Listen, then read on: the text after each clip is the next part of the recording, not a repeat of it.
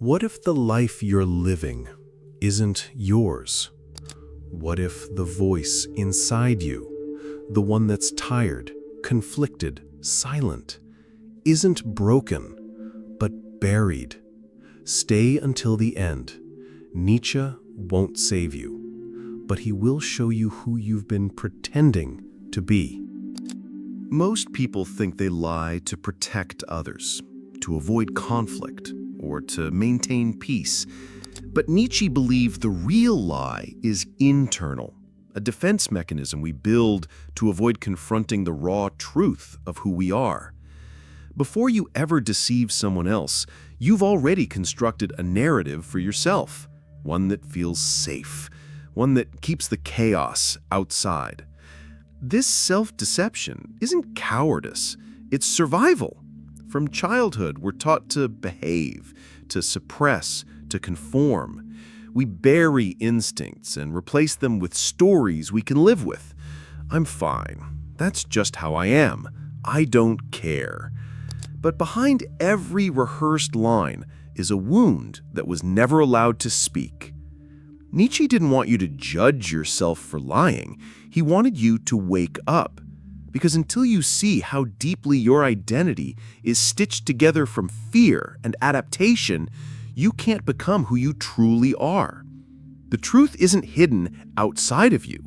It's buried beneath the lies you told yourself just to keep going. And once you start pulling those lies apart, once you dare to ask, what part of me is real? That's where transformation begins.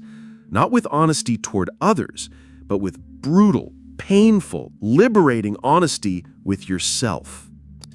You're kind, polite, respectful.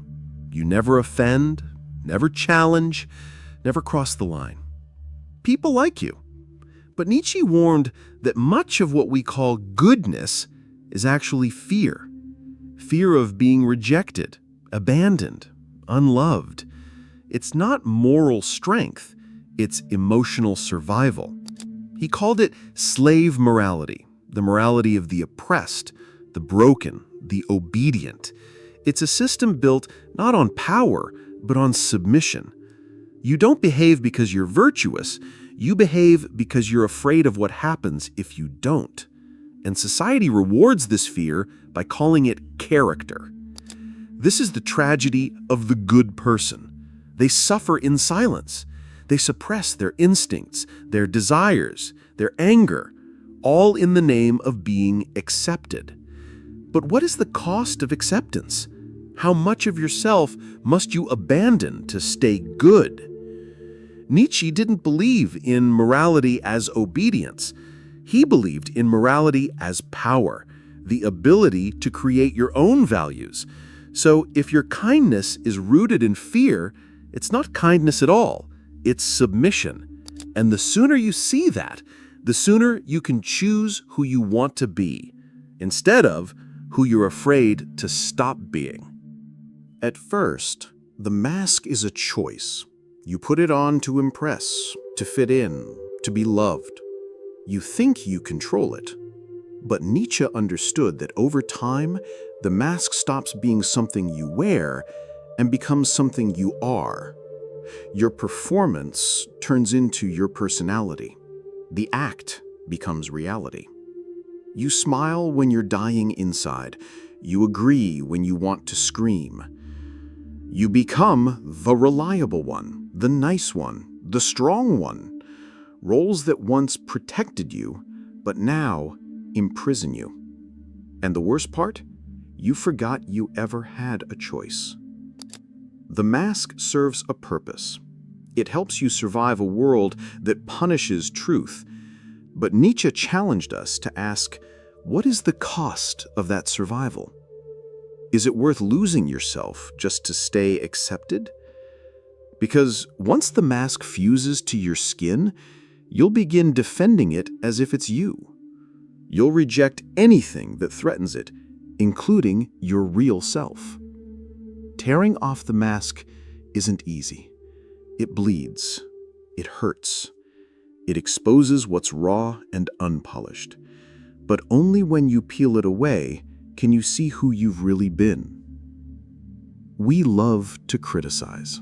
The arrogant, the emotional, the weak, the loud. But Nietzsche knew that judgment is never objective. It's personal. It's projection. What you hate in others is often what you fear in yourself. Every insult is a confession in disguise. He warned us, when you feel deep disgust towards someone, ask yourself what part of them mirrors a piece of you that you've disowned. The man who mocks weakness is often ashamed of his own vulnerability. The woman who condemns vanity may be battling her own self-worth in silence. Judgment is not clarity. It's a wall, a way of separating yourself from the parts of you that still need healing. But shadows don't disappear because you deny them. They grow. They drive your behavior in secret, making you lash out, retreat, or perform without knowing why. So next time you catch yourself judging someone, pause. Ask, what part of me feels exposed? That question is more powerful than any insult because it points to where your transformation truly begins. There's a quiet death that happens when you build your life around being liked. Every yes you didn't mean, every opinion you watered down, every truth you swallowed to avoid conflict. Nietzsche called this the herd instinct, the need to belong, to be safe in sameness. You stop dancing too freely. You speak more carefully. You shrink your edges to fit into rooms that were never built for your full self. And little by little, you vanish. You're still breathing, but you're no longer living. You're just managing perception. And here's the worst part. You're doing it for people who don't even know the real you. You've built an entire existence on avoiding rejection, but in doing so, you've rejected yourself. Nietzsche would call this the slow suicide of authenticity. The moment you stop fearing hate, everything changes. You begin to speak like fire, move like wind, exist like thunder.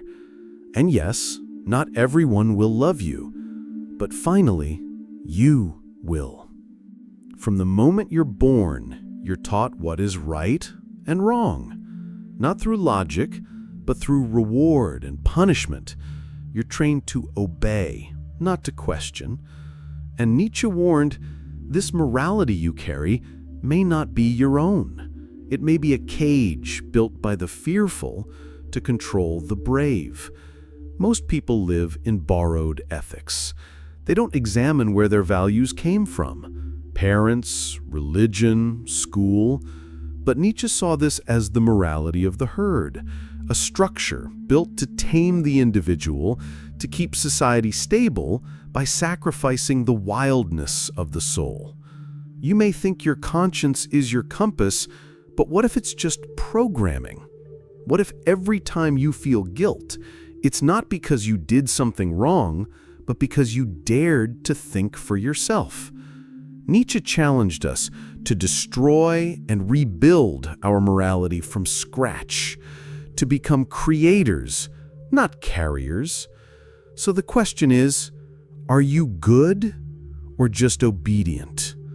If your morals are chains, will you dare to break them? Because true virtue isn't taught, it's forged. When you were a child, you were raw, untamed. You cried loudly, laughed without shame. You lived with instinct. But then, the shaping began. Be quiet. Be nice. Don't be difficult. And little by little, you carved yourself down to fit into the mold that society handed you. Nietzsche believed this process kills the authentic self. What remains is a version of you that's been edited by fear and praise. A person who's not whole, just functional. You became what others needed you to be and called it maturity.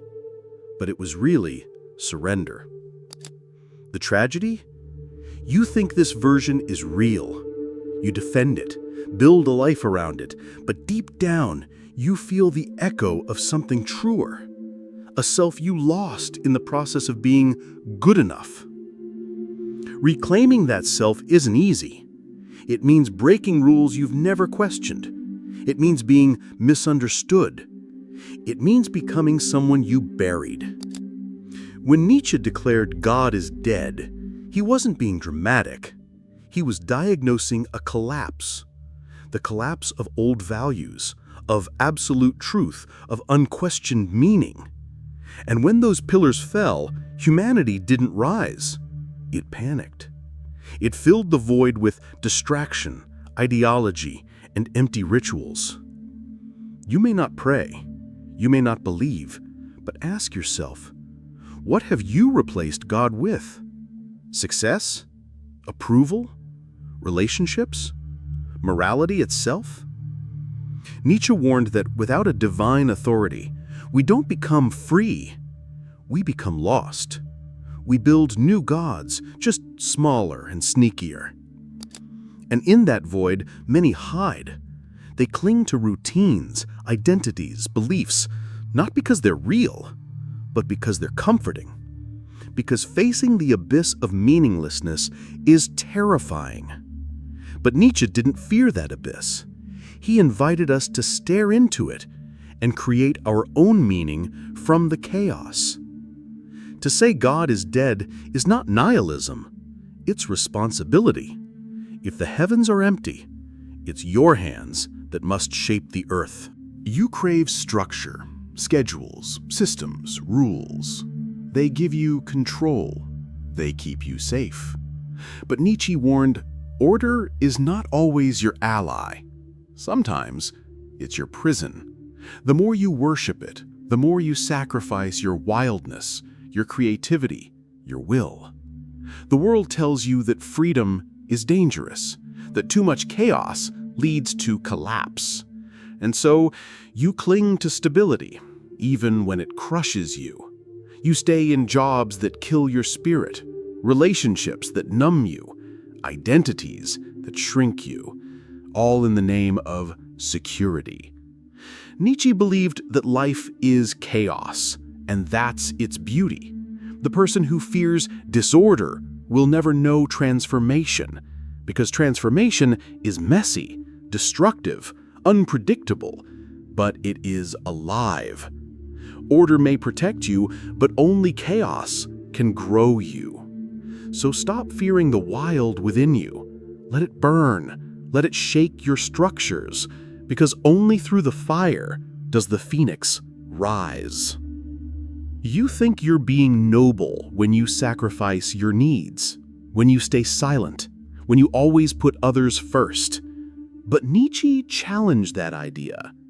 What if your virtue is just internalized obedience? What if it's not kindness, but conditioning? Society praises selflessness, but only when it serves the system. You're rewarded for being dependable, predictable, polite.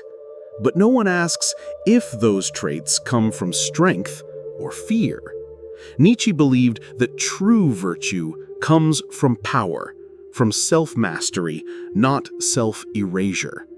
The person who cannot say no is not moral, they're trapped. The one who never offends is not wise, they're suppressed. And the one who never dares to want more is not humble, they're broken. Virtue without power is slavery.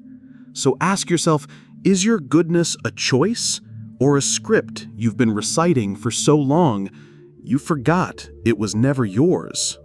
Imagine stripping away every version of yourself created to please, to belong, to survive. What's left? That raw, unapologetic being, the one you buried beneath politeness and people-pleasing.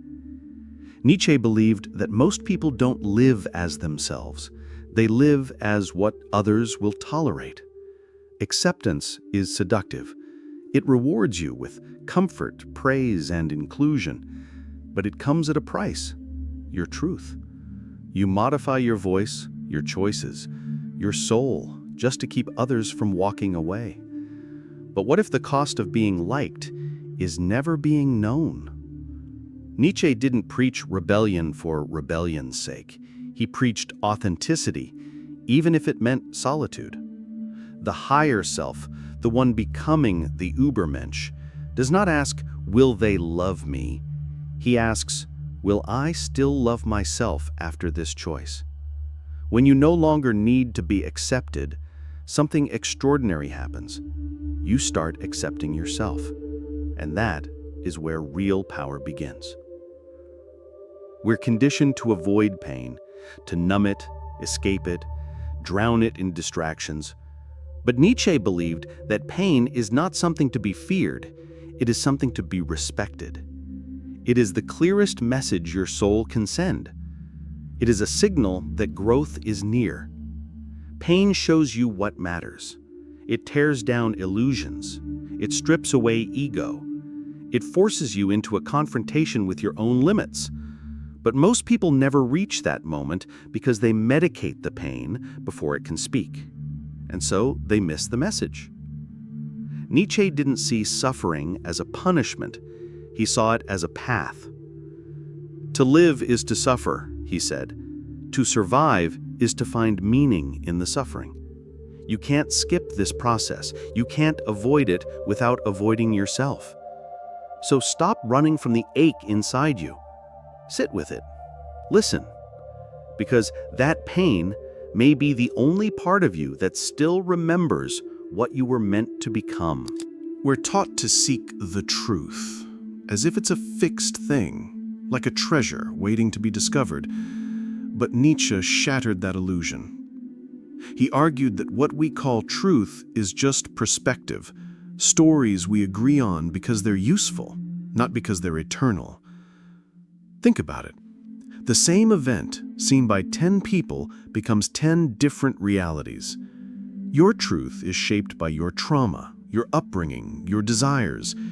It's not objective, it's subjective camouflage, a mask we put on reality to make it bearable. And yet we fight over truth. We kill for it.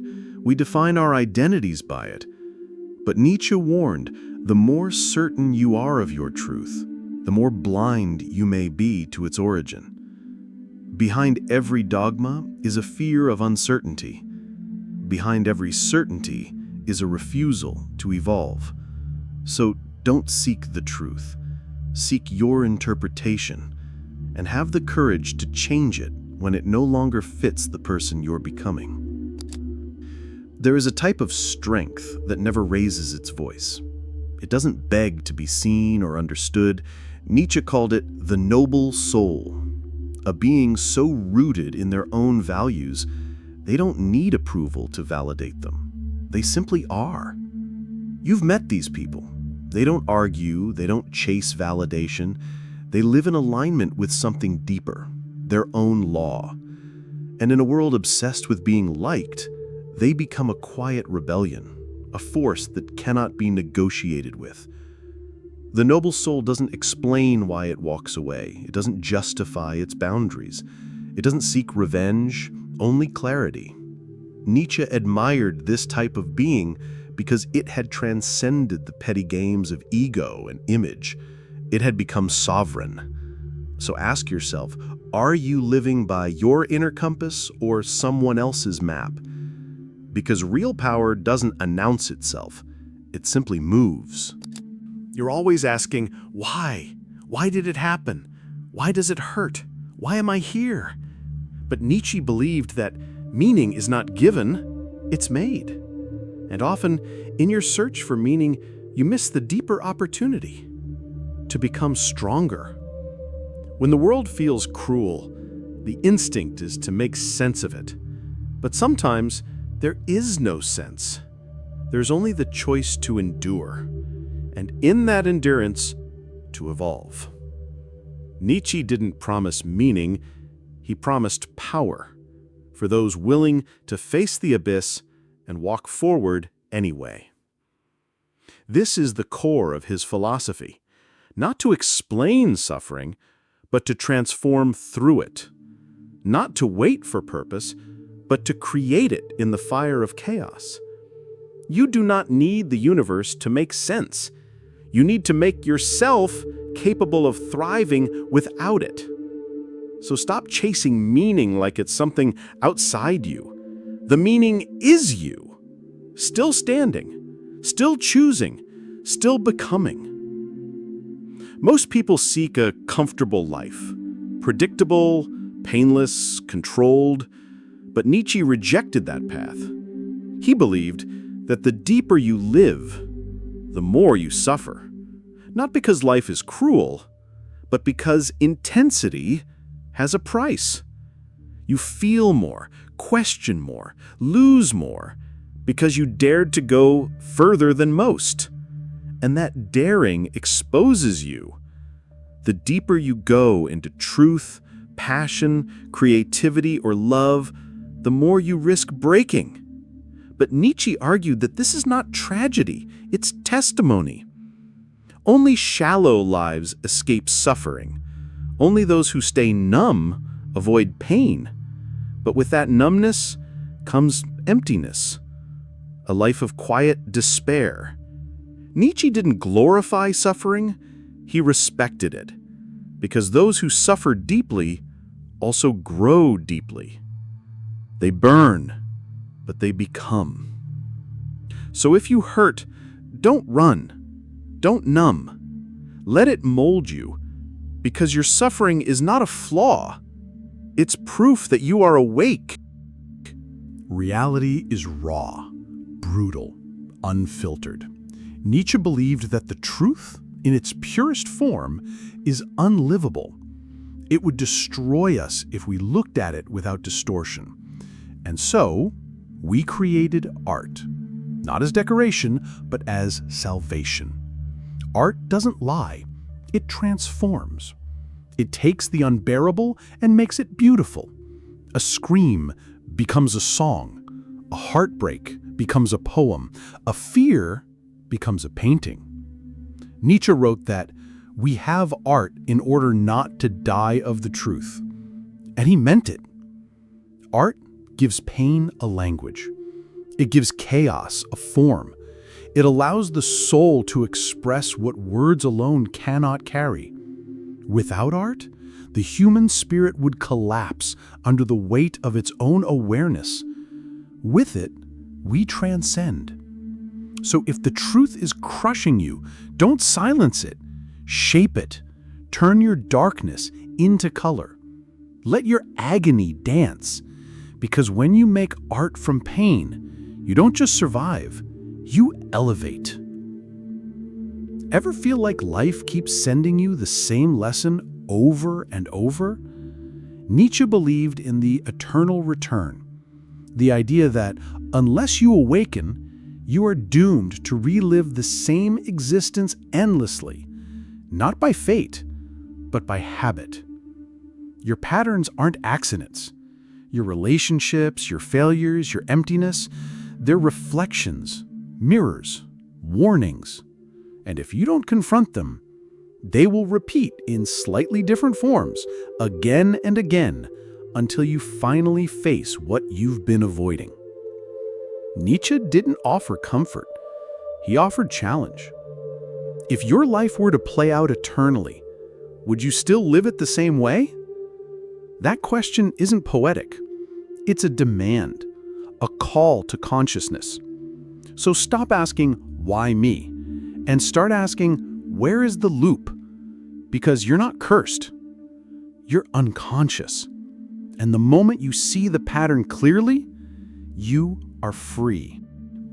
We're told that love is the goal, that finding the one will complete us. But Nietzsche warned that most love is not unity, it's need. It's dependence, projection, fear. It's two broken people clinging to each other to avoid looking inward. The Übermensch, the higher self, doesn't reject love, but he doesn't need it. He has built wholeness from within. He gives not from emptiness, but from overflow. He is not looking to be saved. He is not looking to be understood. He is whole.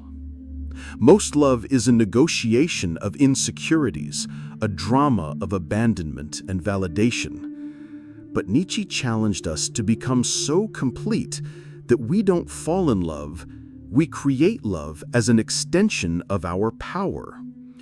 So before you search for someone to love you, become someone who no longer requires it. Because true love is not dependency, it's recognition between two sovereign beings. Religion, self-help, therapy, all offer salvation, a path to redemption. But Nietzsche didn't believe you were broken. He believed you were afraid. And no savior can give you what you refuse to take for yourself: responsibility. You want someone to tell you it'll be okay, to give you a path, a purpose, a guarantee. But Nietzsche declared, become who you are. That is not a comfort, it's a war cry. It means stepping into the fire of your own becoming with no guide but your own will. Salvation says, be good and you will be saved. Courage says, be brave and you will be real. One promises safety, the other demands sovereignty. So stop looking to be rescued. The exit is not outside you, it's within, hidden beneath the parts of yourself you were too scared to face. You don't need a savior, you need a sword.